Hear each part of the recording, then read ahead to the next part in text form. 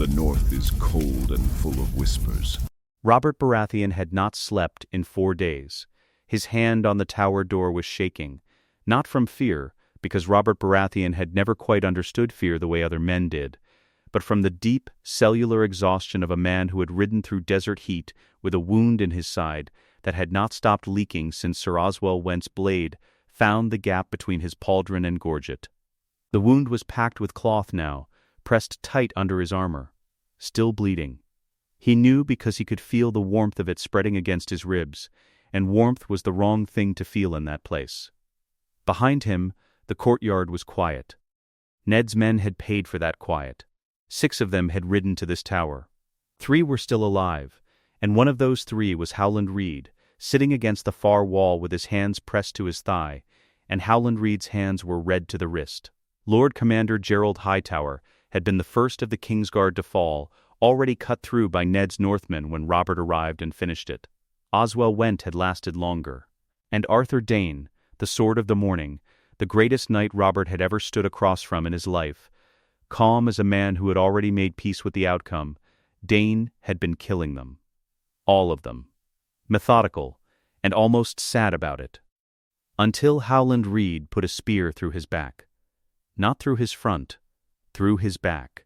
Robert had looked at Ned when it happened, and Ned had looked at Robert, and they had reached an understanding in that silence the way men do, when they have known each other long enough to share a language that doesn't need words. They would not talk about how Arthur Dane died.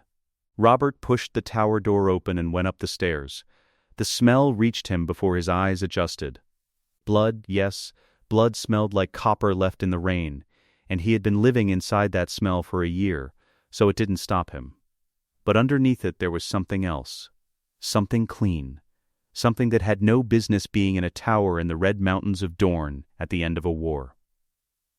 Winter roses. Blue winter roses, dried to a gray-brown at their edges, woven into a garland hung on the wall above the pallet, half dead and still somehow present. He had seen a crown of them once, years ago at Harrenhal, placed on a girl's dark hair by a silver-haired prince who had no right to touch her. Robert stopped at the top of the stairs. 2 women were pressed into the far corners of the room. Servants, midwives, they pushed themselves back against the stone when they saw him, saw the blood on his armor, the war hammer at his belt, the look on his face. He didn't look at them. He looked at Lyanna. She was on the pallet. The pallet was dark, soaked through to the straw beneath. She was wrapped in blankets from the chest up, her dark hair plastered flat against her face, her eyes half open, and the gray of a northern sky before snow. She was 16 years old. He thought of her at 14, galloping past him at Winterfell on a horse she had no business managing, laughing at something over her shoulder, alive in the particular way that some people are, like they burn hotter than everyone around them. She was not burning now. Her eyes found him. They took a moment. Then, something in her face settled. Not relief, not disappointment, something more tired and more honest than either of those things. "Rob," she said. Her voice had almost nothing left in it. He crossed the room. He sat on the edge of the pallet, still in his armor, and he took her hand, and he did not say any of the things he had been rehearsing in his head for 2 years. All that rage, at Rhaegar, at her, at himself for being the kind of man a woman runs from instead of toward, it left him. It didn't go anywhere. It just stopped.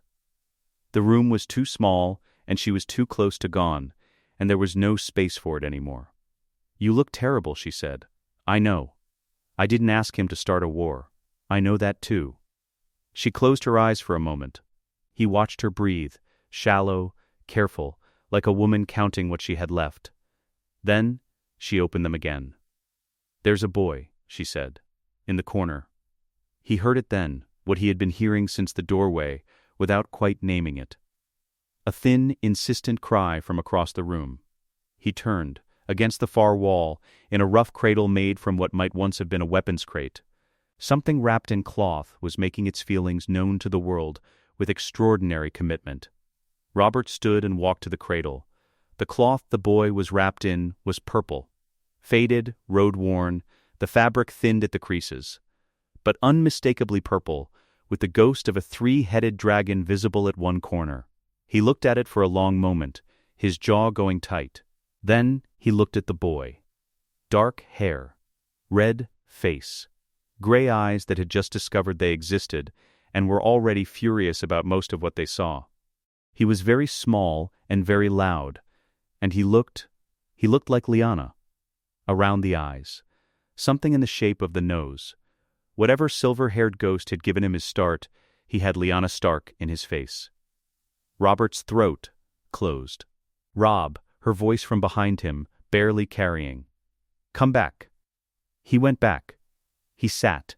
She had his hand before he could offer it. "He is not yours," she said. Flat. She wasn't asking him to feel any particular way about it. She was just telling him.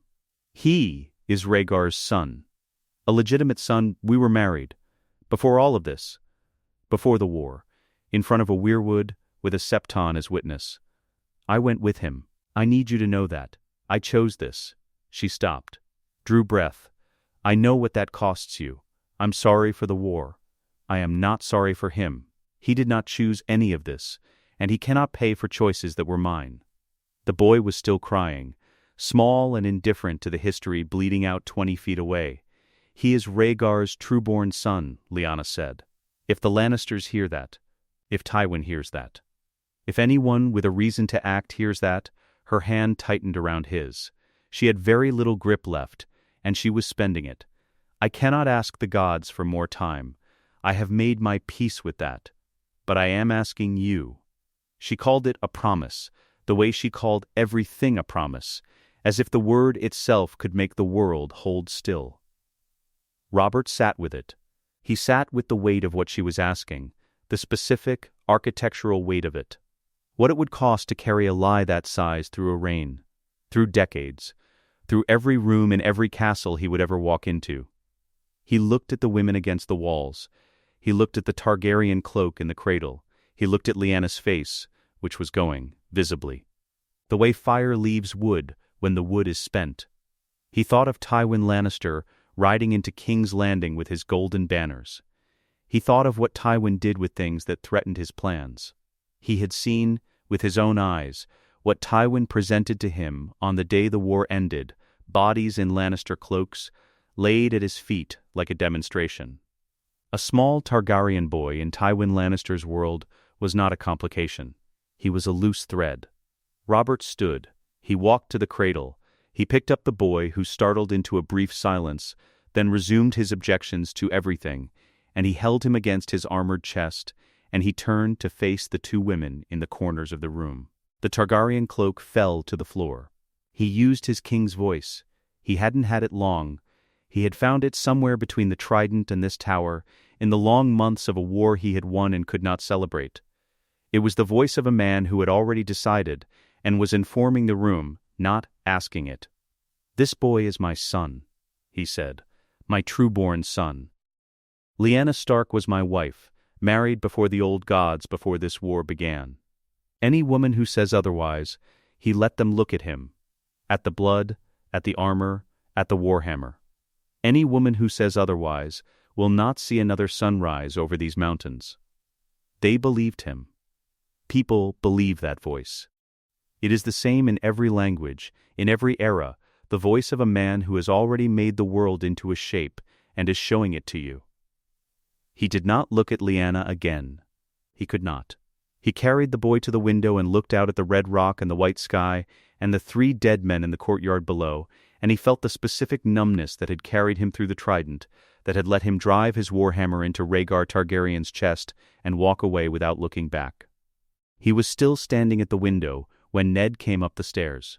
Ned saw Robert first, then the boy, then the pallet. He crossed to her. He stood over his sister and he looked at her face for a long time. Robert looked away, not to give Ned privacy exactly, but because there are things a man should not witness in another man's grief. Some weights are not meant to be shared. When Ned spoke, his voice was entirely level. "She's gone." "Yes." Ned turned. He looked at the boy in Robert's arms. He looked at the Targaryen cloak on the floor.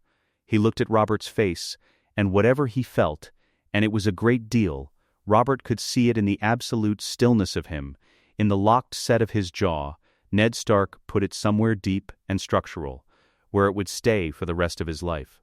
"She made me promise," Robert said, low enough for only Ned. "Help me keep it." Ned Stark looked at his sister's son for a long moment. Then he nodded. Once, it was the kind of nod that closes a door.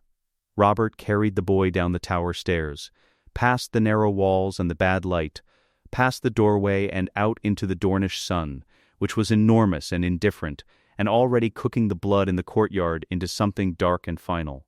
Howland Reed was still against the wall. He looked at the boy. He looked at Robert's face. Then he looked away, because Howland Reed understood, without being told, that he had just witnessed something he would carry in silence for the rest of his life. Robert walked past him. He kept walking. He named the boy Jon, after Jon Arryn, who had been a father to him when his own father went into the sea. Jon Baratheon, Crown Prince of the Seven Kingdoms. It was the only honest thing about him. The Red Keep was not built for northern children. It was a palace of sun and pale stone, of corridors that caught the salt smell off Blackwater Bay and carried it everywhere, of flowers in every courtyard and kitchens that ran all day and half the night producing food in quantities that struck a child who had never wanted for anything as somehow excessive. The towers were white where Winterfells were gray. The servants wore colors. The gardens had names. Jon did not know, in those early years, what was wrong with the place. He only knew there was something. He slept with his window open even in the cold months, which were not, he would come to understand, actual cold months, not by any standard worth applying, and he ate less than the maesters wanted him to eat, and he spent more time in the stables than in any of the reception rooms, because the horses didn't require anything from him except that he be quiet and consistent, which were two things he could manage. He was 3 years old when he asked a servant where the gray was. The servant looked at him. Jon pointed at the sky, which was blue. He pointed at the walls, which were white. He pointed at the river, which was brown and fast. "No gray," he said, with the certainty of a child who has just confirmed a suspicion. The servant told the story at dinner, for a month. Robert came and went. That was the shape of him, as a father, arrival and departure, with no reliable schedule between them. He came in carrying hunting kills and wine breath and the specific enormous energy of a man who needed the world to be larger than it was. He lifted Jon off the ground when Jon was 4 and swung him around until Jon was laughing too hard to breathe. And then he put him down and was gone for a week. He watched Jon's first full training session with Barristan, stood at the yard fence with his arms crossed, grinning when Jon dropped the sword, grinning when Jon picked it up, looking, for about 20 minutes, like the man in all the paintings, and then left for the Kingswood before the session ended. When Jon was 6, he threw a training sword overhand instead of swinging it. He'd been trying to disarm a practice dummy in a way Barristan hadn't taught him yet, inventing something that felt right in the moment, and the sword left his hand and sailed 10 feet and stuck point first into the earth 2 inches from the boot of a very surprised stable boy. Robert was there. He let out a laugh that started in his chest and reached the outer yard, grabbed Jon by the back of his collar, and told everyone within earshot that his son had thrown a sword at a man and nearly won. Jon understood, even at 6, that this was not how it worked, but Robert's laughter was genuine, and genuine things from Robert were not to be dismissed. He loved Robert the way a boy loves something he cannot hold still. Not comfortable, not steady. The love of a child who has learned that the warmth will come and go without announcement, and so he waited for the warmth and said nothing when it left. He had gray eyes. Everyone noted them. Robert's men said they were Lyanna's eyes, which Robert always answered by reaching for his cup. Jon noticed at around age 5 that Robert drank more in the evenings after he had looked at Jon for a long time. He didn't know what to do with this. He filed it away with the other things he could not yet interpret, in the place where he kept everything he was still waiting to understand. Barristan Selmy was there every morning. That was the difference. Robert arrived and departed.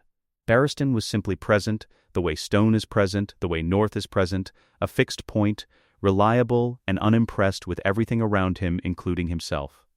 He was Lord Commander of the Kingsguard, which meant his first duty was to the king. But his first actual occupation, from the time Jon could hold a wooden sword upright, was Jon. He started with grip, not sword technique.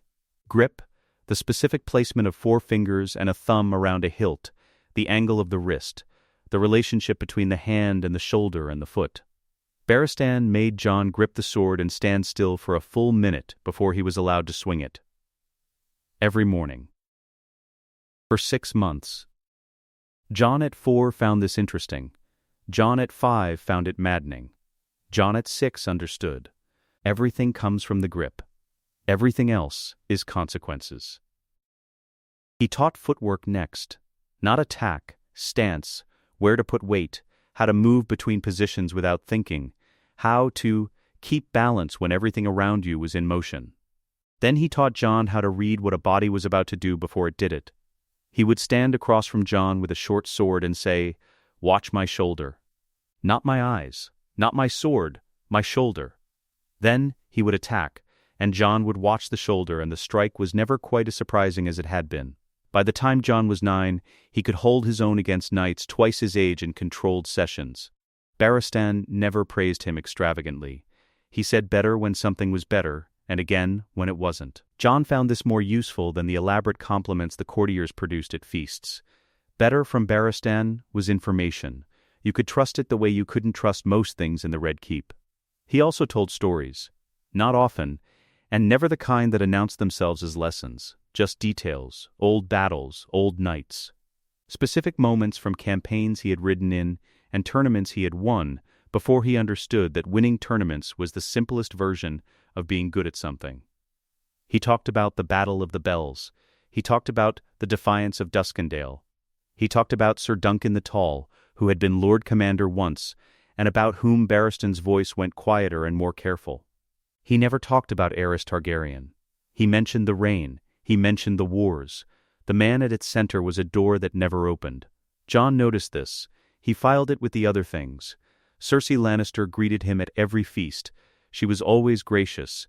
Her smile was precise, and her gown was always the right color for the occasion, and she asked him, reliably, whether his lessons were going well, and when he said they were, she said something complimentary about Sir Barristan and turned to speak to someone else. It was a skill Jon had recognized by the time he was 7, the skill of being present without being present, of making a conversation feel finished while giving nothing away. He had watched enough court by then to know the difference between people who were interested in you and people who were managing you, and Cersei managed him the way you manage a door that sometimes sticks. She made sure it worked. She didn't love the door. He decided at 7 that he didn't need her to. She loved Joffrey. He could see that. It was the only time her face lost its managed quality. When Joffrey was nearby, something in her that was usually very carefully contained became visible. He didn't resent her for it. You cannot choose what you love. He only adjusted his understanding of the room accordingly. Joffrey hated him without ever saying so directly. He was 3 years younger than Jon and understood, with the sharp instinct of a child who had spent his entire life calculating hierarchy, that Jon outranked him in every system that applied. He couldn't challenge that directly. So, he was vicious sideways. He tormented servants in front of Jon without looking at Jon. He made observations about bastards in conversations Jon wasn't officially part of. He killed a cat once in the outer courtyard and left it somewhere Jon would find it, and when Jon found it, Joffrey was watching from a window above. Jon brought the cat to the kitchens to be buried. He didn't look up at the window. He had worked out, by trial and early error, that there was nothing he could do to Joffrey that Joffrey couldn't turn into a grievance. Fight back, and Joffrey had a wound to display. Ignore it, and Joffrey escalated. The only thing that genuinely frustrated Joffrey was Jon's apparent inability to be cruel in return, and Jon had discovered this accidentally at age 7 and had decided to continue doing it with full intent. He was still angry sometimes. He just didn't let anyone useful see it. He read, not the way his maesters preferred, the governance texts, the endless annotated accounts of taxation and grain yields and trade disputes going back 2 centuries. He read those too, because Barristan had told him once that a king who didn't understand grain didn't understand war. And Jon believed most things Barristan told him, But the books he returned to, the ones he read past the candle and had to be reminded to put down, were about dragons. The Field of Fire, the Dance of Dragons, the Doom of Valyria. He read everything his assigned maester, a quiet man named Edwin, had in his personal collection, and when Edwin ran short he sent ravens to the citadel for more. Maester Edwin wrote a note to the Grand Maester, a short, careful note, the kind written by a man who has learned that careful is safer than direct, observing that the Crown Prince had developed an unusual preoccupation with dragon lore for a boy of Baratheon blood. He wrote it without quite knowing why he felt the need to. The note reached Pycelle. Pycelle read it, folded it, and placed it in the correspondence that never left his chambers. Jon knew nothing of this. He only knew that the books about dragons produced something in him he couldn't account for, something old and large and warm at the center of his chest, like the memory of a fire he had never actually sat beside. Robert brought him to small council meetings 4 times that year. "So he learns how it works," Robert said, which was the entirety of the stated reasoning. What Jon learned was Varys. The Master of Whisperers sat at the council table and said the right number of words about the right number of topics, and volunteered nothing beyond what was asked, and his eyes never quite matched the pleasant neutrality of his face. They moved constantly, door, window, speaker, Jon. And when they settled on Jon, they carried a quality Jon struggled to name. The attention of a man cataloging something. Not threatening. Precise, Jon began watching Varys back, which Varys noticed immediately, and which produced, briefly, something that might have been appreciation in those careful eyes. Littlefinger sat beside him. Talked about money. Smiled in a way that showed all of his teeth. Jon understood teeth showing smiles. The Red Keep was full of them.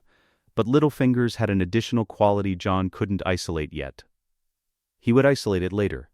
He had time. He was 10 years old when he first watched Robert leave for a hunt at dawn. He hadn't planned to be on the balcony. He'd been awake since before first light, one of the dragon dreams again, fire and vast heat, and a city that was burning but somehow familiar, and he'd pushed it down in a way the way he always did, and the balcony had simply been the closest air. Robert's hunting party was already assembled in the outer courtyard, 500 yards below. Horses and torches, and men who wanted to be on the road before the heat came. Robert rode at the front. He was heavy now, in a way that the portraits in the Great Hall had not prepared Jon for. The man in the portraits had been angular, built entirely of direction and force. This man spread across a horse that looked mildly apologetic about the situation. He did not look up. He was already talking to someone beside him, voice carrying up to the balcony as pure noise, stripped of words by the distance. Jon watched him ride out through the gates. He did not hear Barristan arrive beside him. He rarely did. The old knight moved like something that had been moving quietly for so long that quiet had become structural. They stood at the railing together and watched the torches disappear through the gatehouse arch. Barristan said nothing. He was good at saying nothing in ways that were not empty. Jon gripped the railing and looked at the dark space where the gates had closed. He knew, even then, without the language to explain it, without the experience to name it, that the man who had ridden out through those gates was not the man who had once carried him down a tower in Dorne.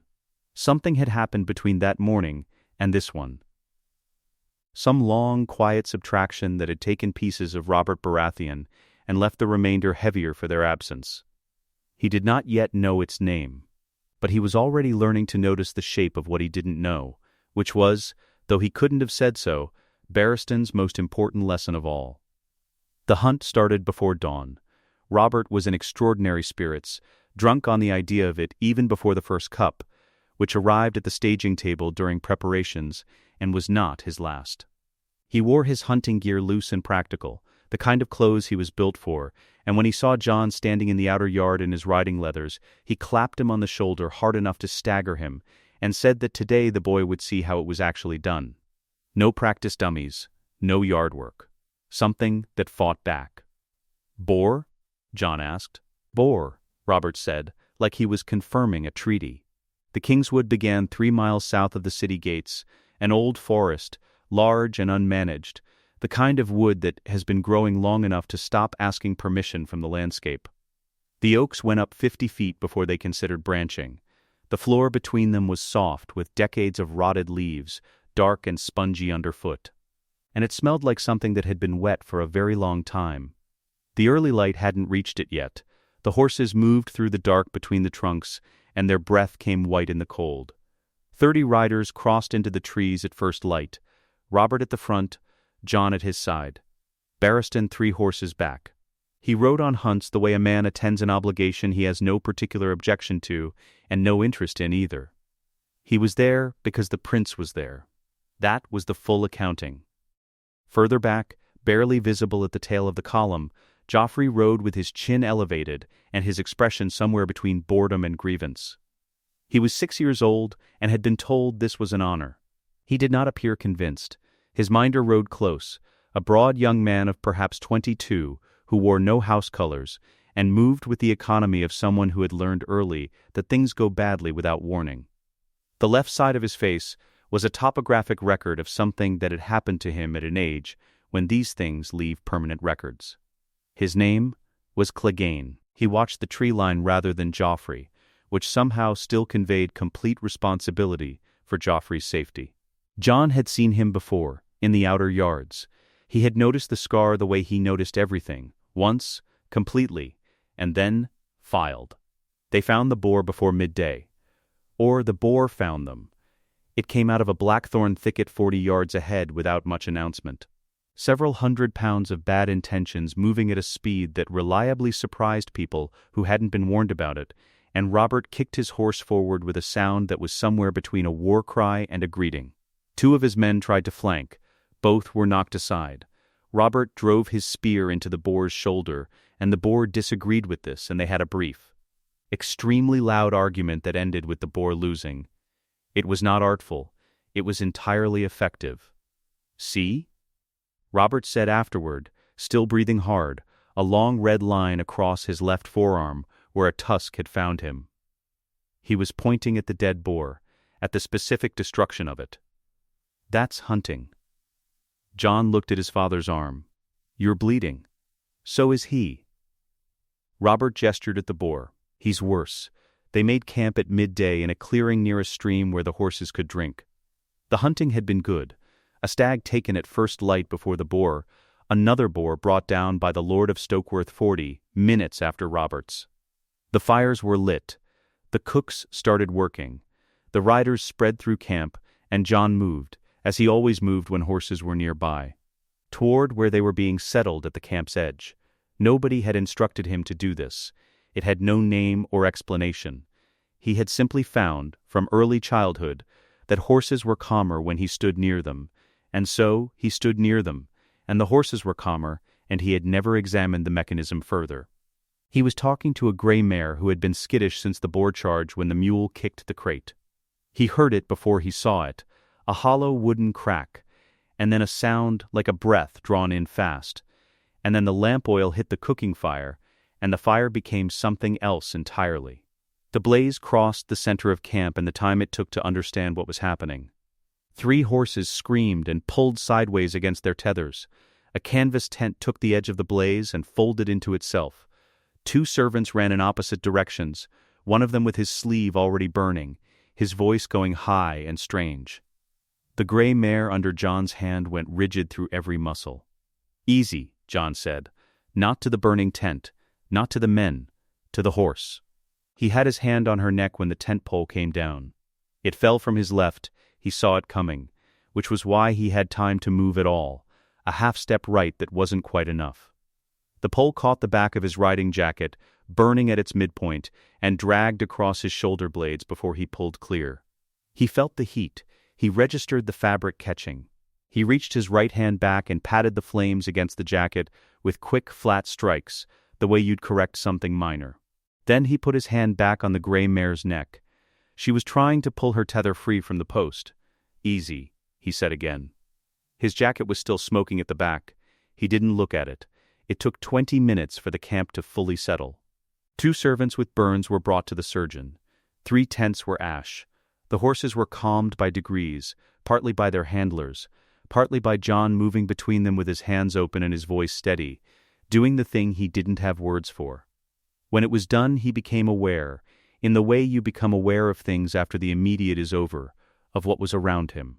Robert, standing 15 feet away. The expression on his face. Barristan directly behind, still as a fence post, looking at the back of Jon's jacket. And Clegane at the outer edge of the cleared space. His face was turned away from the burned tents, deliberately, with the specificity of someone performing a task that requires effort. He was looking at something in the middle distance that had nothing to do with the Kingswood. Barristan crossed to Jon without a word. He took the back of the jacket in both hands and spread it wide. The fabric was burned through in 2 places the size of a man's palm. Blackened at the edges, the material destroyed between them. He pulled it further and looked at the skin beneath. Jon's skin was unmarked. Not red. Not blistered. Clean. Did you feel it? Barristan's voice was the same voice he used in the yard. Level, specific, carrying nothing extra. I felt the heat, Jon said. I felt the pole land. And after that? Jon considered the question honestly. Nothing. Barristan released the jacket. He stepped back and looked at Jon's face. Then he looked at Robert. Robert had been watching from 15 feet back. He had tried to move during the fire, and the smoke had been between them, and there had been horses and men and 30 feet of chaos in the way, and so he had stood and watched his son pat flames off his own back the way you'd brush road dust from a cloak. Now he stood in the cleared camp with a cup of wine retrieved from somewhere unclear. And the laugh was already building in his chest before it came out. It came out the way it always did, too large, too certain, anchored in nothing. The battlefield laugh, the one he used when he could not afford to feel what he was actually feeling. Boy puts out a fire with his bare hands, Robert said to the camp in general. That's my son. He brought his palm down on Jon's unburned shoulder. He called for more wine. Jon watched him go. That night the camp slept, and Robert did not. Jon knew because he woke from the dream, the full one, the one that had been building since the moment the fire crossed the camp, and through his tent's open flap he could see the shape of his father at the last fire. Still, a wineskin hanging from one hand. Watching the flames with the attention of a man who expects them to explain something. The dream had been different from the others. He had not been watching it from outside. He had been in it differently. Vast, hollow-boned, the ground so far below it had no detail, and beneath him a city that was burning not as an accident, but as a statement. The heat had not been something happening to him. The heat had been him. He had moved through it the way a hand moves through smoke, and the smoke rearranges itself with no complaint. He had woken with both palms pressed flat to the ground, and his lungs working hard. The night air of the Kingswood had been cold and specific, and pine-scented, and it had taken longer than usual for the dream to recede. He did not look at his father's fire. He rolled over and looked at the tent canvas and waited for morning. Barristan came to him at first light, before the camp had woken properly. He sat on a log beside Jon's bedroll without asking, and was quiet long enough that Jon understood this conversation would not be hurried. The old knight's hands rested on his knees. He looked at the cold ash of the nearest fire. Then he said, without leading into it, that he had known a boy once, a prince, though he didn't say that immediately. He had served in a place where this boy lived, and the boy had been perhaps 12 years old when he stood too close to a great forge fire to watch a smith work, just stood there, arm's length from the heat, watching the iron change color. The smith had panicked and told him to move back. The prince had looked at his own hands, held in the heat that would have blistered ordinary skin in under a minute. He had looked at the smith, he had stepped back without speaking, and he had never raised the subject again with anyone. Jon looked at Barristan. What was his name? Barristan turned the stick he'd picked up end over end in his hands. He said that was where the story ended. He hadn't learned the boy's name. He stood, set the stick down, and walked back toward the horses. Jon sat where he was. The morning was cold enough that his breath showed. The camp was beginning to move around him. Men waking, the distant sound of the stream, a horse stamping somewhere behind the tree line. He held the story Barristan had just told him and turned it slowly in his mind, looking at it from the available angles. The old knight told stories sometimes, and the stories were never quite about what they seemed to be about, and the other people in them were rarely who they seemed to be. Jon had known this for 2 years. he had not, until now, had occasion to find it frightening. The column returned to King's Landing the following afternoon. News moves through the Red Keep by routes nobody has formally approved, through cracks and corners and the specific loyalty of servants who talk to other servants. By the time the hunting party rode through the outer gates, the information had already made the journey, arriving before the riders. The version that reached Cersei Lannister in her solar that evening was reduced to its essentials. The boy had been barely singed. She was at her writing table. She set down her quill. She looked at the candle in front of her without quite seeing it, her attention somewhere further in. She folded the information away in the place she kept for things that had no action yet, but were too significant to lose. Then she found herself thinking, for the first time with any real attention, about Rhaegar Targaryen. Not as an incident, not as a reason Robert sometimes gave for the drinking, but as a bloodline. As a question of what blood carries, and how far, and in whose veins. She went back to her letters. Jon lay awake long after the candles were supposed to be out. One stub remained on the table beside his bed, a half-inch of wick, almost done, left to finish itself. He looked at it for a while. Then, he sat up. He held his right hand above the flame, palm down, and lowered it slowly until the heat began. He held it there. He held it longer than any hand should rest above an open flame, without the skin reporting something urgent. The heat was present. The heat was simply not a problem. He held it another moment. Then he lowered his hand and blew the flame out, and lay back in the dark, and looked at the ceiling, and thought about the city in the dream, burning from above. And the heat that had felt less like something happening to him than something returning to where it had always belonged. He did not go to his father. He did not go to Barristan. Some things, he was beginning to understand, were better held in silence. That was, after all, the only skill the Red Keep reliably taught. The landscape changed north of the Neck. Jon had expected it. He had read about it, had asked maesters and traveling lords and anyone who had made the journey, but reading about the north and arriving in it were different in the way most true things are different from their descriptions. South of Moat Cailin the land was green and managed, farmland and forest that had been shaped by human use long enough that the land wore a human outline. North of it the sky got larger, the trees got darker, the distances between settlements stopped being polite. He had been riding for 3 months. His back had stopped hurting at week 6.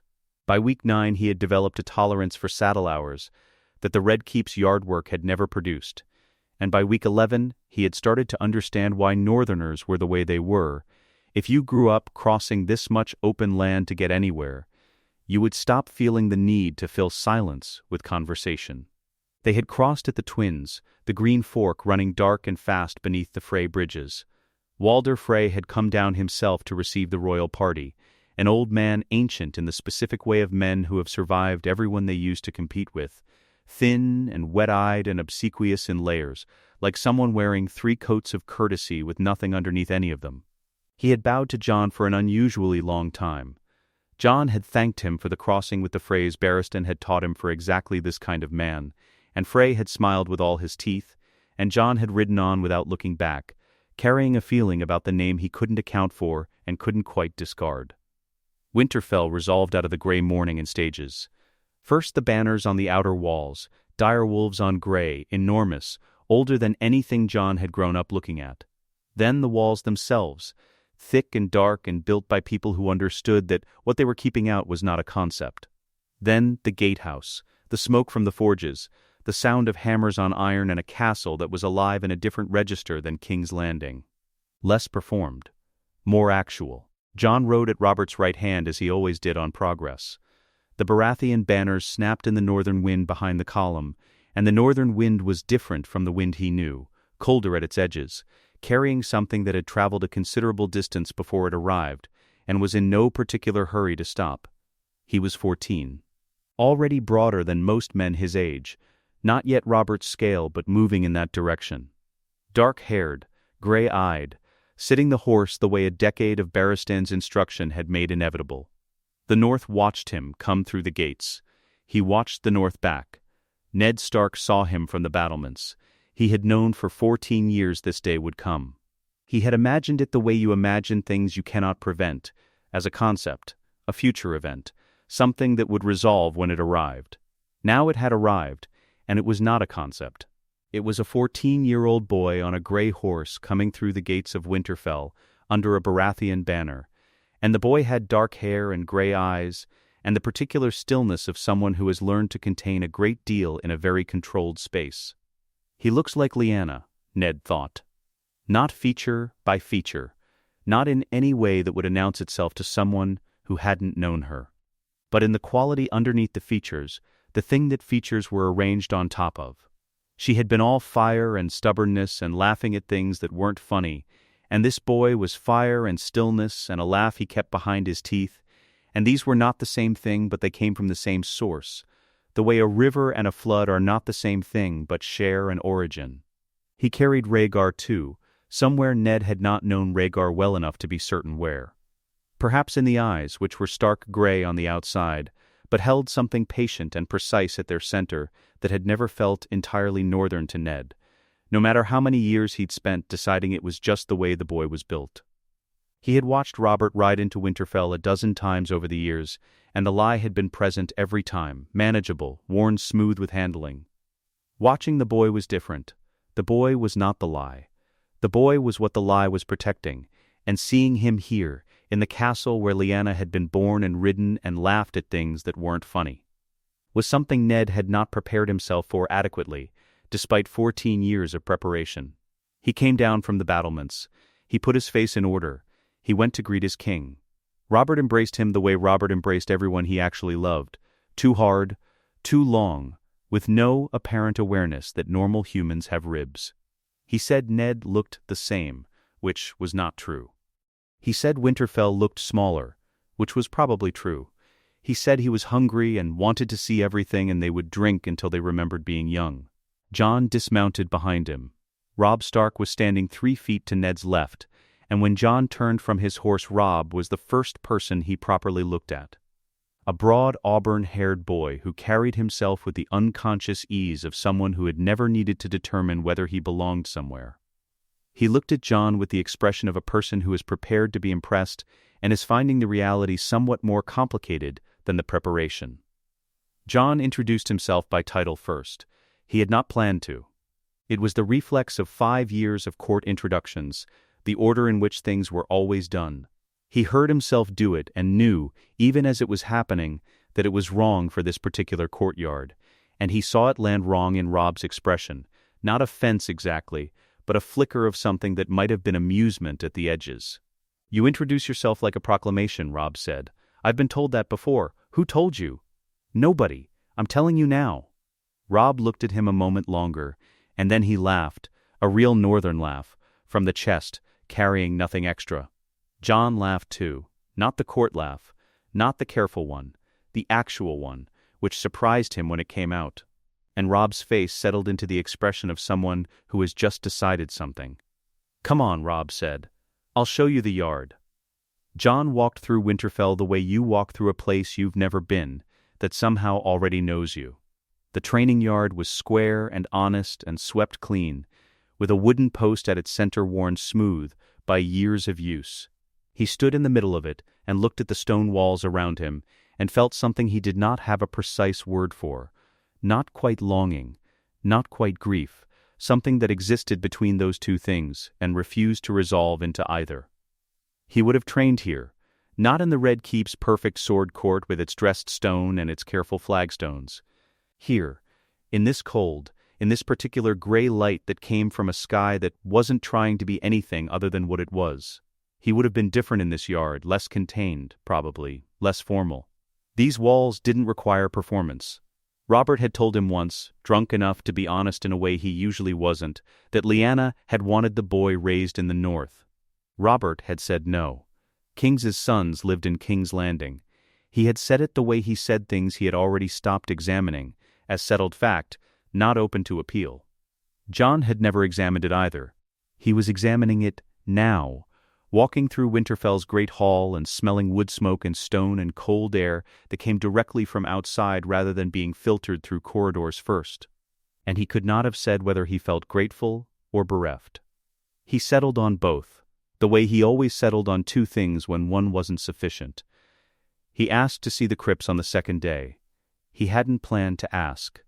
The request came out of him at the end of a meal when Ned was standing nearby, and Ned's face did something brief and complicated before it settled back into its usual arrangement.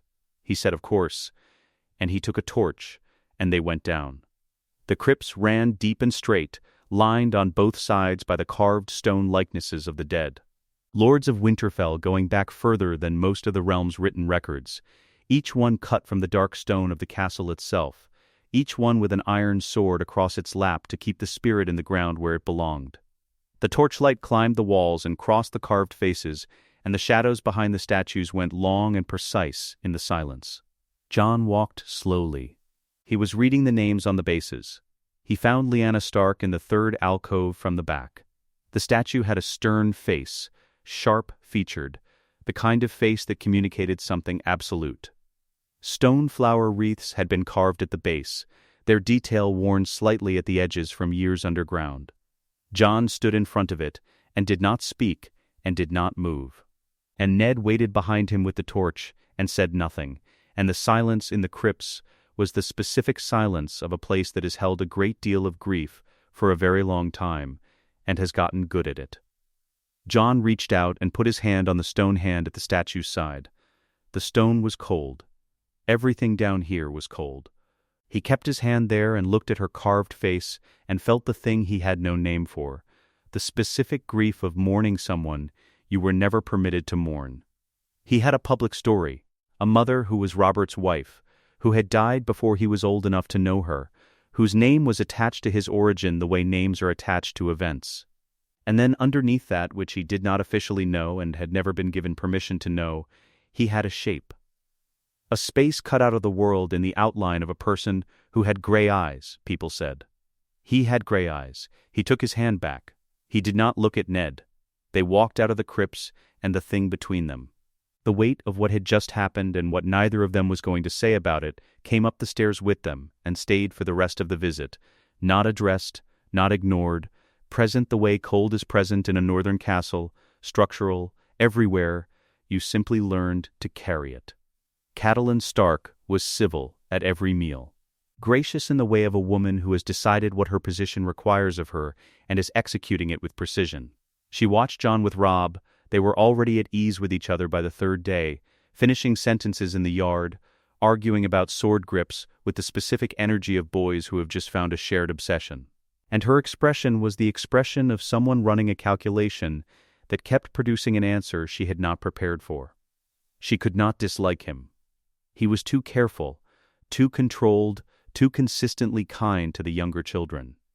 Bran had adopted him on the first morning, arrived at Jon's chambers before breakfast, and announced he knew the best walls in the castle and was prepared to share this intelligence at no cost, and Jon had said he'd be grateful to hear it after he'd eaten, and Bran had decided this was a reasonable person.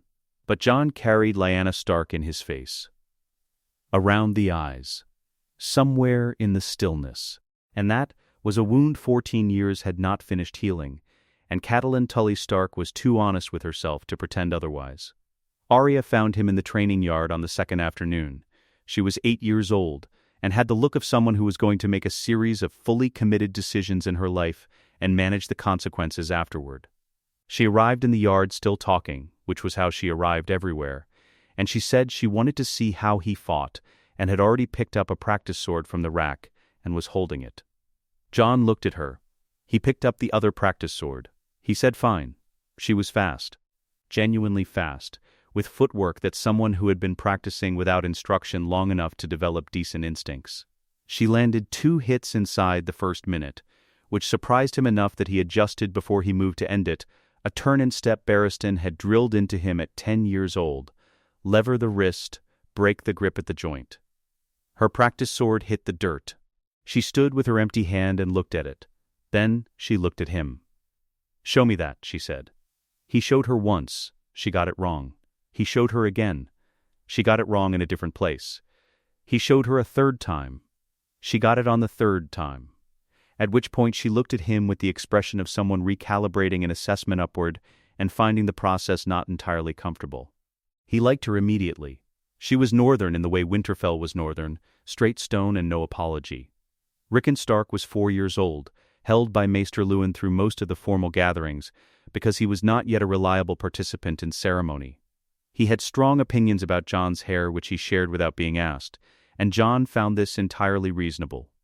In the evenings, Robert talked with Ned in ways that grew progressively quieter and more serious as the visit went on. Jon watched from further down the table, the way he watched most things in rooms, peripherally, without appearing to. The conversations changed across the visit. The early ones had the quality of old friends accounting for lost time. Loud and easy, and carrying backward into shared history. By the 4th night, they were quieter. By the 7th, they had the quality of something serious being worked towards slowly, a subject being approached from multiple angles before anyone was willing to say it directly. Robert reached for his cup with the timing of a man buying himself a moment. Ned was quiet in the particular way he was quiet when he was carrying something new. Jon did not know the specific shape of it yet. He knew its weight. The progress assembled for departure on a cold morning, 10 days after it had arrived. Jon mounted and took his place at Robert's right, and the column moved through the gate and onto the road. He did not look back immediately. He waited, watching the road ahead, letting the column find its pace. When the road curved south, and Winterfell's walls came around to face him one final time through the gap between 2 hills, he looked. The towers were already going gray in the distance, becoming the kind of thing that is half memory before it is finished being present. He held them until they were gone. Then he looked at the road ahead, which was long and known and entirely southern. Robb had pressed a cloak into his hands at first light, before the column assembled. Dark wolf fur, well cured, built for actual northern use rather than ceremony. Jon had put it on over his riding cloak without discussion, and the thing had settled around his shoulders with the weight of something that fitted. 3 of Robert's knights looked at it as the column rode south. None of them said anything. He kept wearing it. The hunt left at dawn, and Jon was not on it. He had not been on the last 3. Robert had stopped inviting him without explanation, no formal exclusion, no stated reason, just a pattern that established itself quietly and persisted. Jon understood it without needing to hear it said. He had, somewhere in the past year, begun responding to Robert's drinking the way he responded to other things he could not fix, with a steady, visible silence that communicated more than he intended. Robert noticed. Robert did not appreciate being noticed in that way. The invitation stopped. He was in the yard with Barristan when the page arrived. He had been working on a specific problem for 6 days, the shift between a 2-handed guard and a 1-handed thrust against an opponent committed to closing the distance. The problem was mechanical and interesting, and he had been making progress, and when the page appeared at the yard gate, Jon knew from the boy's face, before the boy spoke, that the progress was going to stop for something considerably larger. The page said there had been an accident in the Kingswood. A boar. Barristan's face did not move. Jon set his practice sword on the rack and picked up a cloth and wiped his hands and walked toward the gate. Not running. He had learned this from Barristan 3 years ago. A prince who runs tells everyone around him that the situation has left his control. If the situation is already bad enough to run toward, the people you are going to find there need to see someone arriving who still has control of something. He walked. Through the outer yard, up the steps, along the corridor to Robert's chambers. Barristan 2 paces behind him. Neither of them spoke. They had laid Robert on his own bed. He was alive. That was apparent immediately, and the relief was real and complicated both. Real because Robert was the only father Jon had ever known, and complicated for reasons he couldn't fully name yet, and didn't try to. 3 maesters stood around the bed, doing what maesters do in these situations, being present, projecting competence, waiting to determine whether competence would actually be required. His wound had been packed and sewn. They spoke carefully about recovery. Robert sent them out. Cersei was at the left side of the bed when Jon came in. Her face, when it turned to him, carried something he couldn't immediately classify. Not grief, and not the cold management he was used to from her, but something that occupied the space between those 2 states, and suggested she was running calculations faster than she wanted to show. She left when Robert told her to leave, which surprised Jon enough that he had to decide quickly what to do with the surprise. He filed it. The door closed. The room went quiet. Robert lay in the bed with his eyes open and his face the color of old ash. And the eyes themselves were clear in a way Jon hadn't seen in years. Pain had done something to him that wine couldn't manage, had burned through the comfortable numbness Robert had been living inside for a long time, and left whatever was underneath. He looked tired in a clean way, exhausted down to the structure of him. "Sit down," Robert said. Jon sat. Robert looked at him for a moment. Then he said that he had not always been good to Jon. That was how he started, not with the wound, not with what had happened in the Kingswood, but with that. Jon said that Robert had been good to him. "That's the lie that lets us get along," Robert said. His voice had little force left in it, but what remained was going into precision rather than volume. "I've been good to you when it was easy, when you were small enough to be funny, when you didn't yet look at me the way you started looking at me. I don't. You do." He wasn't angry. He was simply done with the version of conversations where things went unsaid. "You look at me the way I look at myself when I happen to be in a room with a mirror. I don't enjoy it. I imagine you can understand why." Jon said nothing. There was nothing honest he could have said. Robert breathed for a moment. His hand shifted against the blanket. Then, "You are not mine. You know it, don't you? Some part of you has always known it." Jon went very still. "I'm not saying this well," Robert said. "I was never going to say it well. But I'm running short of the alternative." His hand moved toward Jon's and Jon took it, without quite deciding to. Robert's grip was still strong, even now, the grip of a man whose body had not yet received the information his face already carried. "You are hers. Lyanna's.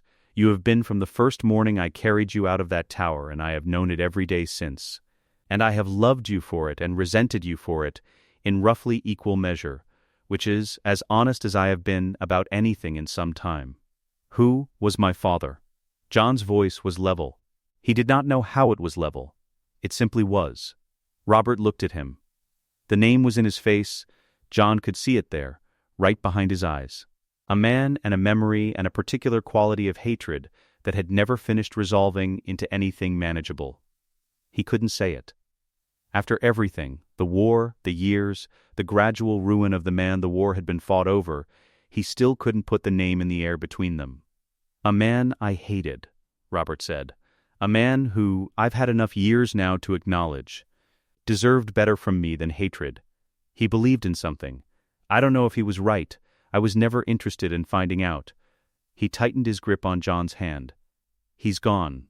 Whatever he was, he's gone. You're what's left of him and what's left of her, and that makes you something I don't have a good word for." He stopped. "Then, be a better king than I was. That's what I have left to give you." "It's not much. It's enough," Jon said. Robert looked at him for a long moment, the kind of looking that was doing the work of several things that were not going to be said, and then he released Jon's hand and lay back and closed his eyes, and something in the room changed quality in the way that rooms do when the thing they have been holding finally lets go. Jon sat with him through it. He sat until the breathing stopped. Then he sat for another moment in the silence that followed, which was considerable. Then he stood. He straightened his cloak. He walked to the door and opened it. Barristan was in the corridor. He had been there the whole time. Jon said, quietly, with no particular inflection, "We need to get to the City Watch."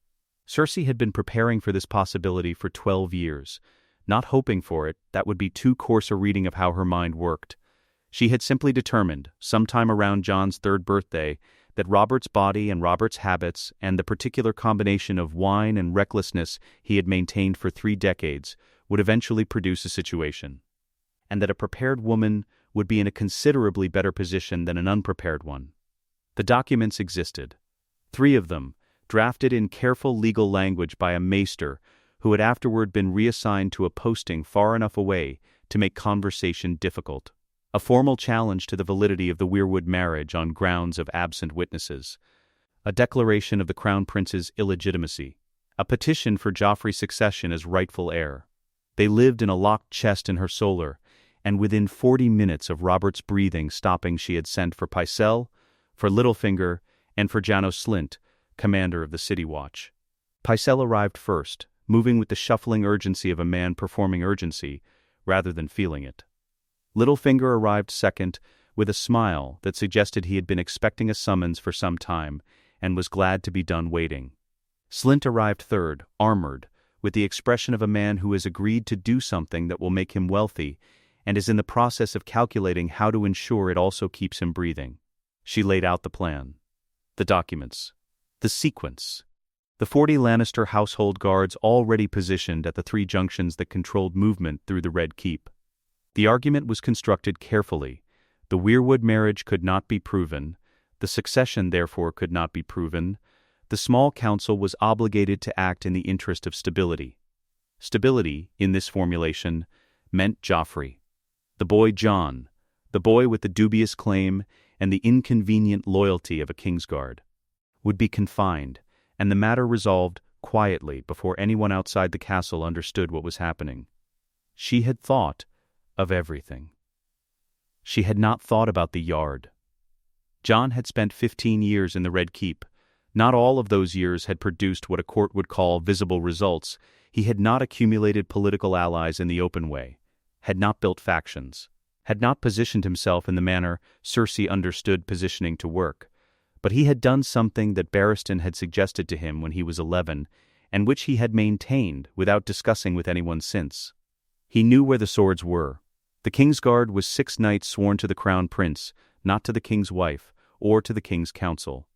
And the Kingsguard contained Barristan Selmy. The City Watch was not only Janos Slynt. Slynt had purchased his command by purchasing the men at the top of it, but the Watch had 4 district commanders and 40 captains beneath him, and Jon had spent 2 years walking the city walls at night asking questions, learning names, having specific conversations with specific captains about what loyalty meant in practice, and who it was actually owed to when the order came down from the top and the order was wrong.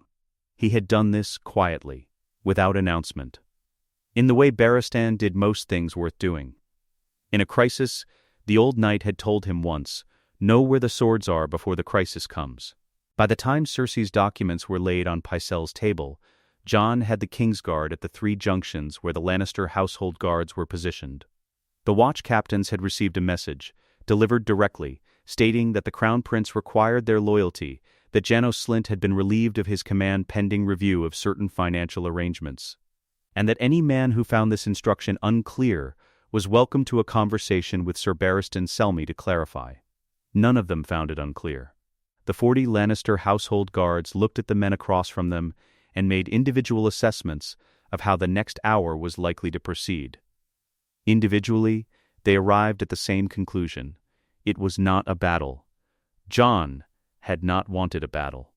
A battle produced bodies, and bodies produced legitimate grievances, and legitimate grievances gave Tywin Lannister a reason to march east when he had been intending to march east regardless. What Jon wanted was control of the castle, achieved with the minimum number of events that could later be called events. That was what he got. In the specific quiet way that things are gotten when they have been prepared for carefully and for long enough. He was in the small council chamber when Barristan brought the final report. The Lannister guards disarmed and confined, Slynt under arrest, 2 of his lieutenants with him.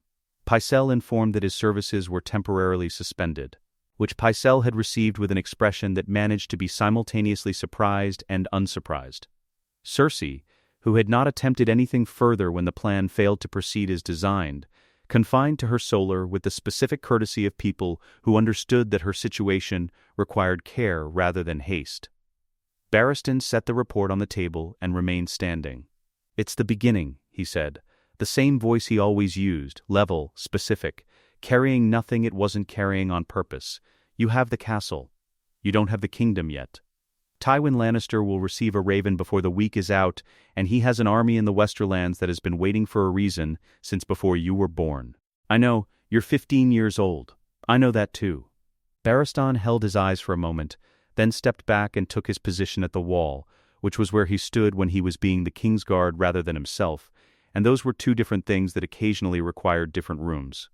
Jon sat at the end of the small council table. Not at the center. The center was Robert's chair, and Robert was dead.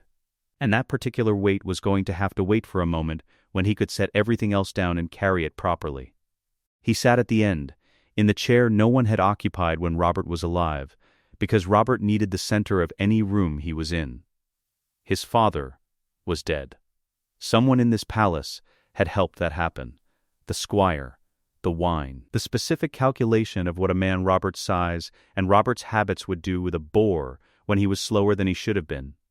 That thought existed behind everything else he was doing, the way cold exists in stone even when you press your hand flat against it and feel only the surface. He was 15 years old. He did not feel like a king. He felt like a man holding a lit candle in a very large, very dark room, and the question of exactly how large and how dark it was would be answered in the days ahead, whether he was ready for the answer or not. Tywin Lannister called his banners 14 days after Cersei rode west. He sent no herald to announce it, and no raven to explain his reasoning in advance. He simply called the banners, and they came, because Tywin Lannister had spent 50 years ensuring that when he called the banners, they came without delay and without question.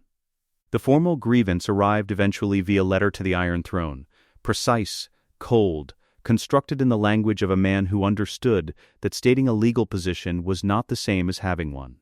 But that stating, it clearly bought time. The king's claim was unverified. The trial had been unlawful. The sentence against his daughter was tyranny. House Lannister would not submit. The actual grievance was shorter and required no letter. Tywin Lannister had lost. He did not know what to do with that except march. Jon read the letter twice. He handed it to Barristan. Then he sat down and drew a map of the 7 kingdoms from memory on a large piece of parchment and looked at it for an hour, without speaking. Then he sent the ravens. They went in the pre-dawn quiet. Before the Red Keep was properly awake, Jon and Varys and the Old Town Maester in the rookery together, the birds leaving in sequence, dark shapes against a darker sky. The same essential message in different languages to different men. To the north, Ned Stark of Winterfell. To the Stormlands, the lords who had served Robert's memory and were waiting to see what that memory required of them now. To the Riverlands, Lord Hoster Tully, whose daughter had married a Stark and whose loyalties were organized accordingly. To the Vale, Jon Arryn himself, who had spent a decade watching the realm from a high window and had formed conclusions about Tywin Lannister that predated the current situation considerably. To Dragonstone, Stannis Baratheon, separately with a different letter. To Highgarden, Lord Mace Tyrell. The language of that letter was the most careful of everything Jon wrote that morning. Invitation without pressure, acknowledgement without demand. The North's reply came in 6 days. 6 days was faster than ravens normally covered that distance, which meant Ned Stark had been ready before the raven arrived, which meant he had been watching the southern horizon and waiting. 2 words, "We are coming." Jon read this alone at first light in his solar. Standing at the window with the letter in his hands, he held it for a long moment before he set it down. He thought about what it cost a man of Ned Stark's specific construction to ride south and fight another war for a king he had spent 15 years building a lie to protect. He thought about what it meant that Ned had been ready. He thought about the gray towers of Winterfell going to nothing in the distance through the trees of a southern road, and a wolf pelt cloak that still hung in his chambers, and what family meant when it was built from something other than blood. He put the letter in the fire and went to find Barristan. The strategic problem was not difficult to understand. The execution was something else. Tywin's method, Jon had studied it across every account of every war the man had fought, was to move fast through other men's land, taking what he needed and burning what he couldn't use, making the cost of resistance so permanent and so visible that resistance stopped presenting itself as a reasonable option. He had done this at the sack of King's Landing. He had done versions of it everywhere. He moved through terrain the way certain rivers move through soft ground, not out of anger, but out of direction. The conventional response was to meet him in the Riverlands, to fight on ground Tywin had already chosen and was already burning, to bleed the Crown's forces in a pitched engagement before the siege on King's Landing even began. to give Tywin exactly what Tywin was moving toward. Jon spread the map on the table, looked at it with Barristan, and said, "We don't meet him where he expects." The pincer. 3 forces, 3 purposes. Ned's Northmen would not march for the Riverlands. They would come south along the old roads west of the God's Eye, moving fast because northern armies moved fast when they had cause to, bypassing the fighting entirely. Their objective was not King's Landing. Their objective was the road between Tywin's army and Casterly Rock, between the Lannister camp and the gold that funded everything the camp required. A war needed money the way a fire needed air. Tywin's came from the Westerlands. Ned's army would stand between him and it. Jon's crown force would hold King's Landing and recruit from the Stormlands, where Robert's name still carried weight, and march west not to engage Tywin directly, but to exist west of him. To be a force he had to account for. To force a choice, fight east toward King's Landing, fight north toward his collapsing supply line, or attempt to fight in 2 directions at once, which was the only option Tywin could not survive. Lord Tully's Riverlanders would do what they did best: fight near water, deny crossings, harass flanks, make the Lannister supply lines expensive. Not stop Tywin, nobody was asking them to stop Tywin, but slow him, which was what the pincer required above everything else. Barristan stood over the map for a long time. Then he said, "Robb Stark will want a command." "He'll get one," Jon said, "when Ned arrives." Stannis received a different letter. Jon had written it himself, without Varys and without Littlefinger, in the hour before the other ravens went. He wrote it as one man writing to another man, whose position required formal acknowledgement before anything useful could happen between them, because this was simply the truth about Stannis. And Jon had learned from years of watching him at court functions that the truth about people was usually the most efficient place to begin. He acknowledged formally that Stannis Baratheon was Lord of Dragonstone, that Stannis stood as the next male Baratheon heir in the line of succession following Jon himself, and that in the event of Jon's death without issue, the question of succession would rightly fall to the small council, with Stannis's claim prominent in the consideration. He asked for the naval support that Stannis was uniquely positioned to provide, the western coastal blockade that would prevent Lannister resupply by sea, the logistical capacity to move crown forces and provisions along the coast faster than roads allowed. He said, at the letter's end, that he would be grateful. Stannis was not a man who gave his best self easily. He was not a man who gave it at all without specific conditions being met. The conditions were not complex, but they were real. He required recognition, the formal acknowledgement that his position was understood and respected by the people he was being asked to serve. Jon had watched him at court for years, standing slightly apart from whatever gathering he was technically part of, carrying his resentments the way northern stone carries its cold, without complaint and without any particular intention of warming. Jon gave Stannis the acknowledgement before Stannis asked for it. This cost Jon nothing and bought Stannis's complete commitment, which cost Stannis a great deal. Stannis was the kind of man who needed to be seen before he gave his best. Jon recognized this as entirely legitimate and gave it to him. Stannis's fleet was at sea within the week. Renly was 17 years old and eager in the way of young men who have grown up adjacent to legend and are finally, after years of proximity, about to do something that might become one. He raised Storm's End's banners the day the Raven arrived, before, technically, Jon had sent the formal command, which suggested he had been waiting for an occasion rather than an instruction. He appeared at Bronzegate 2 weeks later at the head of 3,000 Stormlands cavalry, golden-haired, insufficiently armored for a man in command of heavy horse, and entirely untroubled by both of these facts. Jon rode out to meet him personally.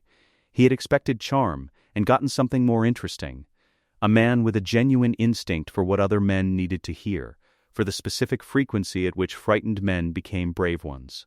Jon watched him address the assembled Stormlands lords at the first war council and understood that Renly Baratheon was going to be something the realm would need to figure out how to manage carefully and soon.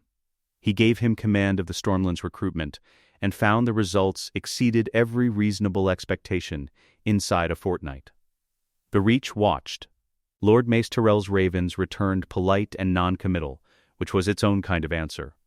The Reach had the richest land in the Seven Kingdoms outside the Westerlands, the largest army outside the North, and a lord who was not quite as clever as he believed himself to be, which made him more dangerous than a clever man, because clever men could be anticipated. Mace Tyrell would wait until the outcome was sufficiently clear and commit to whichever side the outcome favored. The strategy worked reliably until both sides decided they were done accommodating it. Jon noted this and moved on. The Reach was a problem for after. Tywin moved in late autumn. 20,000 men east along the Gold Road with Gregor Clegane's force at the vanguard, burning what couldn't be carried and carrying what was worth the weight. The Riverlands lords who tried to hold crossings ahead of him learned the lesson that the Riverlands had been learning from Lannister armies for a generation, that Tywin did not need to win battles so much as he needed to demonstrate that resistance was a decision with permanent consequences. Lord Tully's forces harassed the flanks and retreated when they had to, which was most of the time. Ground for men, the correct exchange for a force that could not afford to bleed. Jon heard about the ford crossing on a Tuesday, riding with the Crown force 3 days west of King's Landing. A vanguard probe on the Red Fork. 800 Lannister men under a bannerman named Lefford, who had a reputation for aggressiveness and had not yet had occasion to learn the specific conditions under which aggressiveness stops being an asset. Tywin testing Tully's response. Measuring the resistance. Jon looked at the map.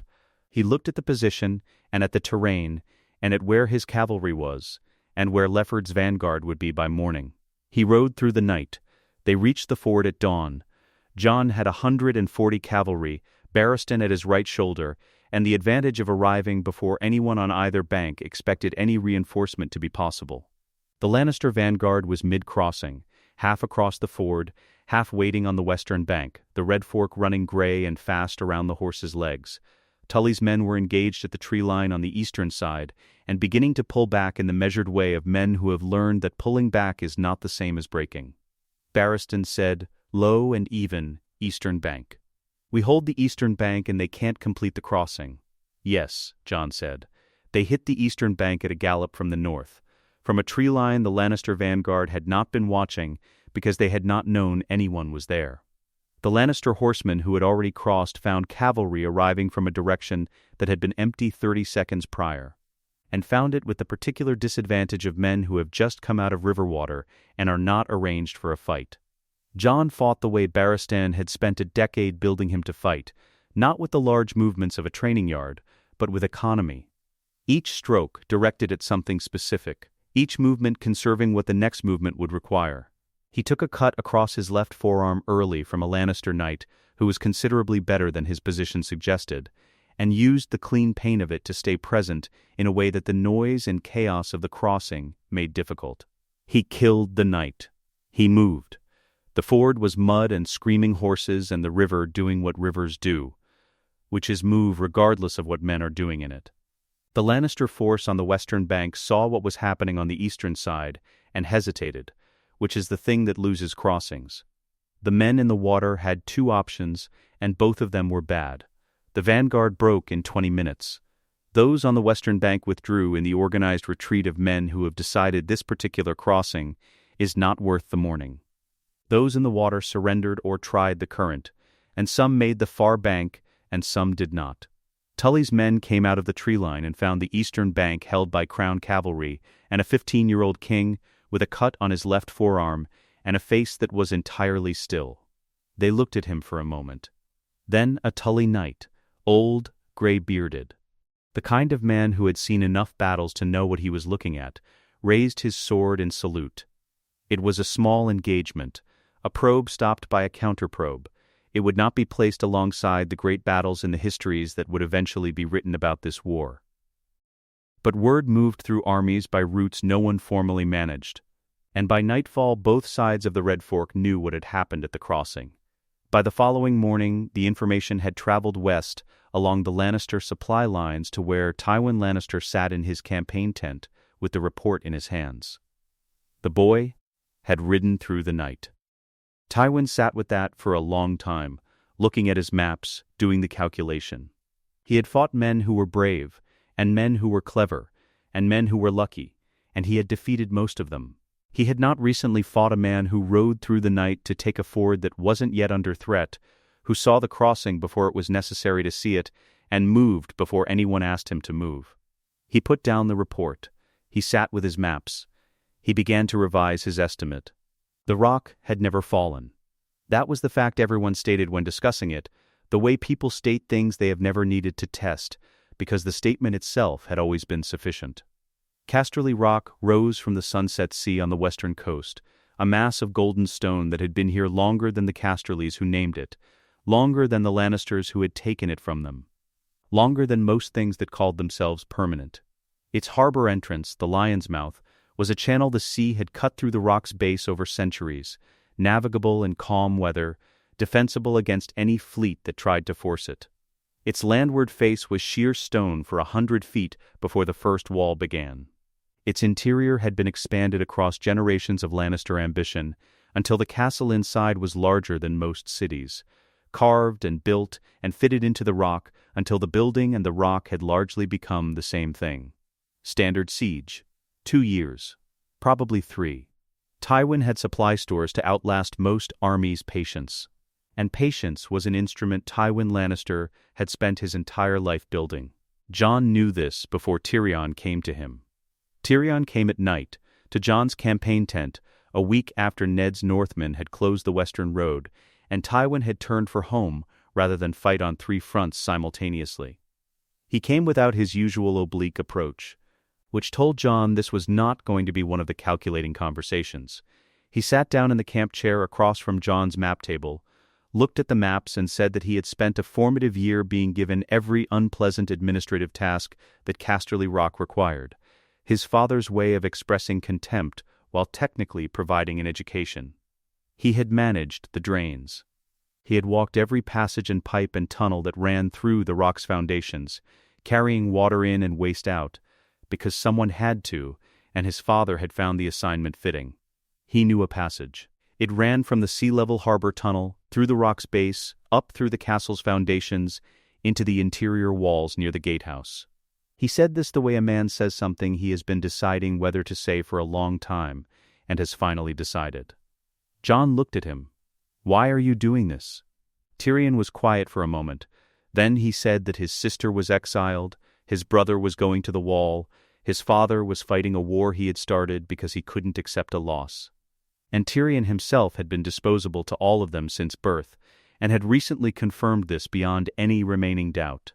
He said that a king who had acquitted Jaime for the killing of Aerys, who had seen clearly what everyone else had spent 15 years pretending not to see, was a more interesting patron than a desperate man in a mountain fortress who had never found Tyrion anything except embarrassing. "I'm doing this," Tyrion said, "because you're better than him, and I'd like to see what better actually produces." Jon looked at him for a moment. Then he said, "Show me the passage on the map." They went 3 nights later, in the dark between moonset and dawn. 200 men, Robb Stark's picked northerners, chosen for size where the tunnel required size, and for quiet where quiet was what it required.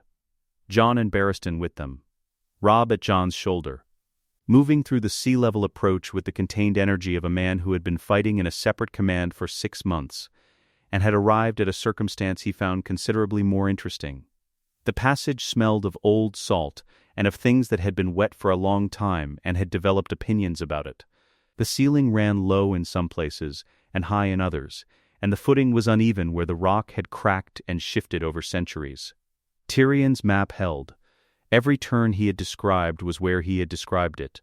They moved by touch, and by the faint light of a single hooded lantern passed back through the column like a slow rumor traveling in one direction.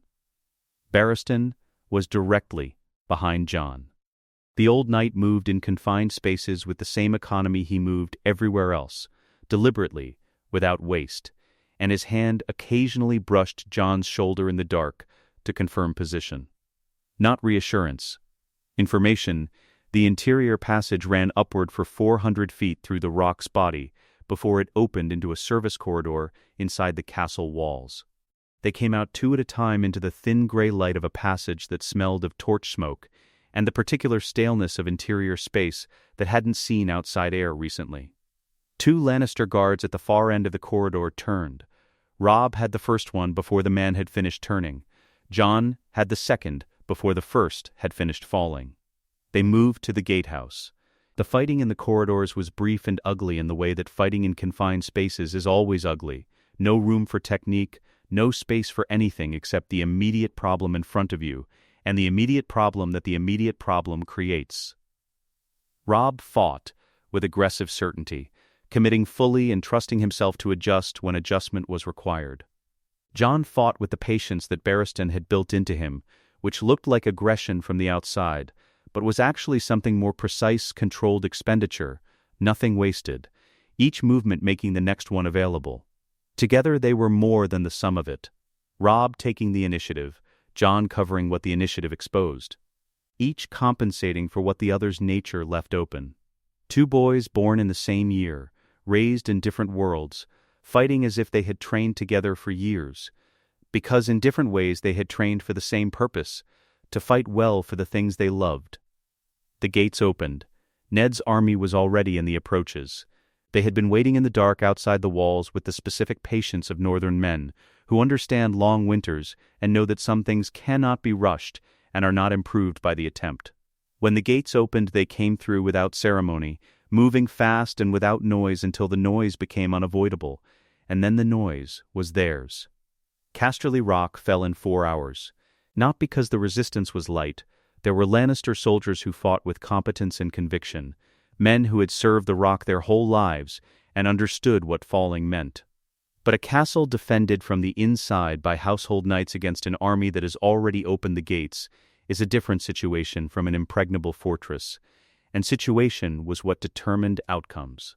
Jon was told Tywin was in the Great Hall. He had already known. He walked through the castle's interior alone, which Barristan disapproved of, and could not fully prevent because Jon had used the specific combination of words that Barristan recognized as a direct command rather than a preference. 2 Kingsguard followed at a distance. That was the compromise they arrived at. The Great Hall of Casterly Rock was built at the scale the Lannisters had always built, not for comfort or warmth, but for the specific function of making men feel the appropriate size in relation to Lannister power. The ceiling went up into darkness. The banners ran floor to near ceiling. The long table could seat 200 and was entirely empty. The torches were lit. The room was prepared for an audience that had not come. Tywin Lannister sat at the far end. Alone, he had sent his household knights away, or they had understood without being told, which amounted to the same thing. He was in his formal armor, the lion gilt plate of a lord receiving visitors, not his campaign gear. He had dressed for this correctly, the way he dressed for everything. His hands rested flat on the table in front of him. He was completely still. Jon walked the length of the hall. He was in northern riding armor, dark and plain, not Baratheon gold and not ceremonial. There was blood on him from the corridor fighting, though none of it was his. He stopped at the center of the hall and looked at Tywin Lannister. Tywin looked back, applying, even now, the same precise assessment to a final situation that he had applied to every situation he had ever encountered. Whatever he saw in Jon, a 15-year-old boy in campaign clothes who had just taken a castle that had never been taken, he received it without the flinch that fear produces or the contempt that pride produces. He received it as data. "Is there anything I could have offered you," Tywin said, "to end this differently?" Jon thought about it. He gave it the honest consideration it deserved, because the question deserved honesty and because arriving at the wrong answer here would matter. "No," Jon said, "because the only thing you had to offer was yourself behaving differently, and you would not have done that." Tywin held his eyes. Something in his face confirmed this, not denied it, not argued it, confirmed it, in the specific way that very precise men confirm things that they know to be accurate.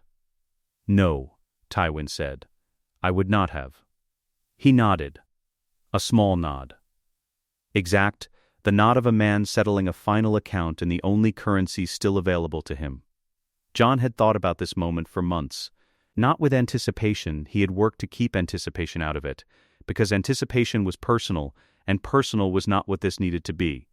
He had thought about it the way he thought about strategy, what the requirement was, and what form was appropriate to the requirement. He drew his sword, "For the rape of King's Landing," he said. Not loudly. This was not a speech. It was a reason stated because the reason was owed to Lyanna Martell, who had been a princess and a wife and a mother before she was a body in a Lannister cloak, to Rhaenys, who had been 3 years old, to the infant who had not lived to be anything at all, to the servants who had burned in the corridors of the Red Keep when Tywin's army came through the gates presenting itself as an ally, to the small folk of King's Landing who had paid with their lives and their daughters and their homes for the political calculation of a man who had spent a decade perfecting the art of committing atrocity in ways that other men then had to accommodate. It was not personal. Jon had spent 15 years learning the difference between personal and just. He had tried to make this one just. He did it the northern way. Quickly, without theater. Tywin Lannister, who had been the most powerful lord in the history of Westeros, who had built a dynasty through calculation and ruthlessness, and the specific genius of making other men believe they had no options except the ones he offered, died in the hall he had built to diminish other men, alone, without audience. With the same exactness that had defined everything he had ever done. Robb found him on the battlements as the sun finished its work. Jon was at the western wall, looking out over the sunset sea. The sea was doing what the sea does at that hour, accepting the last light and turning it into something enormous and briefly perfect before the dark arrived to replace it. It ran to the edge of the known world, and beyond that to whatever the edge of the known world kept from view, and it carried no opinions about what had happened inside the rock that afternoon. Robb came and stood beside him. He was quiet for longer than Robb was usually quiet. He was working toward something. "What are you thinking?" Robb said, finally. Jon looked at the water. "I'm thinking about what my father said to me before he died. He said to be better than he was." A pause. "I keep asking myself if this is better." Robb stood with it. He looked out at the horizon, which was going dark at its far edge and still burning gold at the near one. Both at once. Neither canceling the other. "Ask me," Robb said, "after we see what you build." Jon held the horizon. The answer to that was going to be years in the making, and the making was going to cost things he couldn't yet count, and the question was going to be there regardless, waiting at the end of every decision he made from here forward, patient and honest and permanent. He found, unexpectedly, that this was something he could live with. The sea went dark. The stars came. The war ended in stages, the way wars do, not with a single conclusive moment but with a gradual settling, like water finding its level after something has disturbed it. The Lannister bannermen bent the knee in sequence across 6 weeks following the fall of Casterly Rock, smaller lords first, who had always followed whoever held the high ground. Then, the larger ones who required longer to calculate that the high ground had permanently changed. The Westerlands came under royal administration, which meant the gold mines continued to function and their yield went to the crown, and Jon found this arrangement entirely acceptable. Being just did not require being impractical about revenue. Cersei remained at Casterly Rock under house arrest that would eventually become formal exile. Joffrey had spent the months of the war attempting to position himself as a rival claimant from within the rock's walls, quietly, without much skill, but with enough visibility that the Lannister loyalists had been able to point to him as a legitimate alternative. When the rock fell and the full picture of what he had been doing became clear, Jon revised his arrangement. He sent Joffrey to the Night's Watch, not in chains, as a ward, which was its own kind of chain and considerably more humiliating than iron. He was 16, and he would spend the rest of his life on a wall in the north, which was the specific kind of mercy that resolved problems without producing martyrs. Myrcella went to Dorne, where grief over Lyanna Martell remained unresolved enough to make a Lannister girl a meaningful gesture toward something that had no clean name, not an apology, not a concession, but a beginning. Tommen remained with his mother. He was 8 years old. Jon was not going to separate an 8-year-old boy from the only parent he had left. Ned came to him on the evening of the last bending of the knee. He asked for a private audience, which he had not done once in the months he had been in King's Landing. Jon sent the guards out and waited, and Ned stood in the middle of the room with the look of a man who has been carrying something for a very long time and has chosen, finally, the moment to put it down. He told it from the beginning. The Tower of Joy, the 3 Kingsguard, and the fight in the courtyard, and what Robert found when he went up the stairs. Lyanna on the pallet, and what she asked for, and what Robert promised before he fully understood the weight of what he was agreeing to. The child in the rough cradle, the Targaryen cloak on the floor, and then Robert at the bottom of the tower stairs, holding an infant, telling Ned to help him keep the promise, and Ned looking at his sister's face and understanding that this was what his honor required, even if it cost him his reputation and his marriage's trust and 15 years of living inside a lie of his own building. Rhaegar Targaryen was Jon's father. The marriage had been real, before the old gods, with a septon present, conducted before the war gave the realm a story it preferred to the truth. Lyanna had gone willingly, had loved Rhaegar, had not been taken from anything except a world that had no room for the choice she had made. Ned said, "She was the most alive person I have ever known. She chose her life. She chose your father. She chose you." Jon sat with that for a long time. Then he asked his questions. He asked them the way Barristan had taught him to read things when other people were watching, methodically, without letting the answers show in his face before the words were finished. Was the marriage legal? Ned said yes, before the old gods witnessed. Legal by every standard the North recognized, and most the South did. Were there others who knew? Howland Reed, Ned said. And Barristan, he thought, had suspected for some time without being told directly. Was Robert a good man? Ned was quiet, long enough that the quality of the silence became its own answer, before the words arrived to complete it. Then he said, "He was a great man, and a poor king, and he loved you in the only way he knew how." A pause. I think that was enough. Jon looked at his hands, the hands of a boy who had besieged a castle and killed the most powerful lord in Westeros, and sat in a chair made of 1,000 swords, and been told by a dying man that he was not his father's son, and by a master of whisperers that the answer was waiting with Lord Stark. And now Lord Stark had given him the answer, and the answer was that he was the last scion of House Targaryen, and the heir to everything the realm had spent 17 years trying to bury alongside the people who had known it. He sat with all of it for a long time.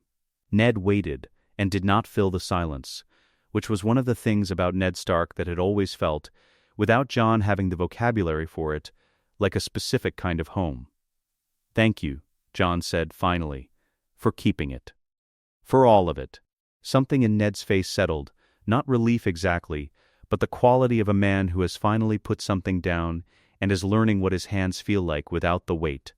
"She would have been proud of you," Ned said. "I want you to know that. Whatever else she was, whatever else any of this was, she would have seen what you've become, and she would have been proud." He called the small council the following morning. Ned, Barristan, Varys with his hands in his sleeves, watching everything with the attention he gave to things that mattered. Robb, in from the north of the city with mud on his boots, and no apology for it. Tyrion, who had been given a seat on the council that everyone understood was partly gratitude, and partly the practical reality that the sharpest mind in the room should be directed at problems rather than left to its own devices. Jon stood at the head of the table. "I am Aegon Targaryen," he said. "My mother was Lyanna Stark. My father was Rhaegar Targaryen, crown prince of the 7 kingdoms, and the marriage between them was conducted legally before the old gods with witnesses. This is my name and my lineage, and it is the truth, and this council will know it." The room was completely still. "I am also Jon Baratheon. Robert Baratheon carried me out of a tower in Dorne when I was hours old, and named me for the man who had been a father to him, and raised me as his son, and loved me in the way he could, and died asking me to be better than he was. That is also my truth, and I will not discard it." He looked at each face in turn. "Neither name is large enough for what I intend to be. I will be both. The house is House Baratheon of Dragonstone, and it will carry the dragon as it carries the stag, not one above the other, both present and equal, because this realm has spent 17 years destroying itself over which house is right, and I intend to spend the next 50 years demonstrating that it was always the wrong question." He sat down. Robb, after a moment, said, "The sigil?" "The stag and the dragon," Jon said. Quartered both, Robb nodded with the expression of a man who finds this entirely reasonable and is also privately relieved that nobody is going to be asked to burn anything. Barristan had not moved during any of it. He had been at his position at the wall, which was where he stood when he was being the Kingsguard rather than himself. And his face had been the face it always was, still giving nothing away that it had not decided to give. Now he stepped forward. Just slightly. Just enough to cross from the wall into the room in the way that meant he was being himself. He looked at Jon. "Your father Rhaegar would have been proud of you." A pause. Precise. "Your father Robert would have been embarrassed and would have spent a week claiming credit for decisions you made yourself." A shorter pause. "I am proud of both of them." Jon laughed. The real laugh, the one that came from somewhere he didn't always have access to, the one that surprised him when it arrived. Ned was watching him with an expression Jon didn't yet have the full context to read. Something old and private, slightly undone, the look of a man who has just heard a laugh he had given up, expecting to hear again.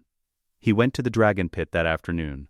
Alone, he had been meaning to go since the morning he arrived back in King's Landing from the Westerlands, and he had been finding reasons not to, and this afternoon he stopped finding them. The dragon pit sat on Rhaenys' Hill, the great dome that had housed the last Targaryen dragons and had stood as a ruin for over a century since. The dome was cracked at its crown, open to the sky, and the light that fell through the crack came down at an angle across the interior floor and caught the dust that had been settling undisturbed here for 100 years. It smelled of old stone and ancient ash, and something beneath both of those things, older and warmer, without a name Jon had been given.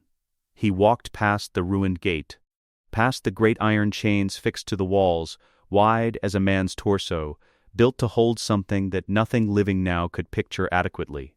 Past the bones in the far corners, vast and fossilized and still. The shapes of creatures that had been here and were not here, and had left their outlines behind like the memory of an argument. He stopped at the center of the pit.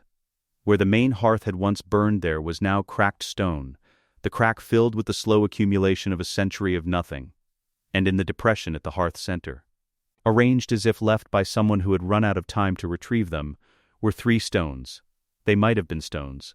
They had been here long enough that the distinction had become uncertain, roughly the size of large cobbles. Smooth, dark, slightly ovoid. He crouched and looked at them for a long moment without touching. Then he reached out and picked one up. It was warm. Not the warmth a stone absorbs from afternoon sun. Warm from somewhere inside it, from something that had nothing to do with the ambient temperature of a ruined building on a cold autumn afternoon. And it was lighter than it should have been, lighter than the density suggested, lighter than the weight the eye expected. He held it in both hands and went entirely still. He did not feel like a king.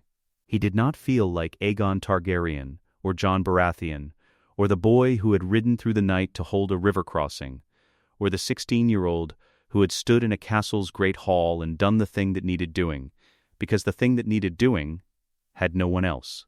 He felt like a boy who had been carrying a long lie, and had today, for the first time, been allowed to set it down.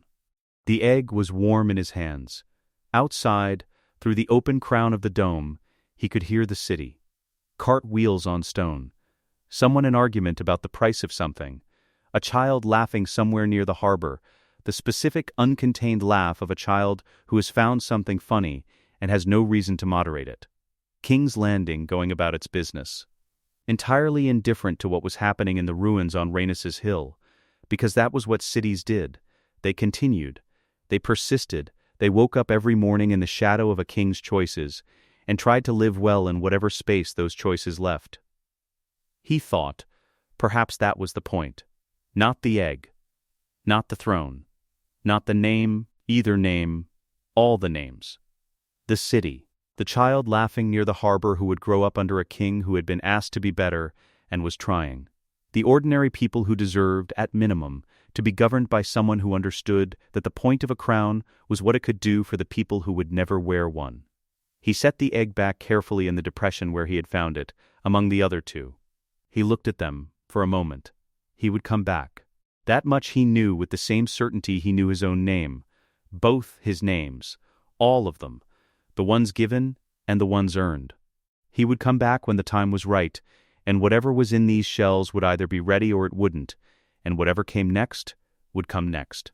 But today there was a realm to hold, and a council waiting, and a city outside with a child laughing near the harbor who deserved a king who understood what that laugh was worth. He had promised. He walked back out into the light. Let us know what you'd like to see next. The end.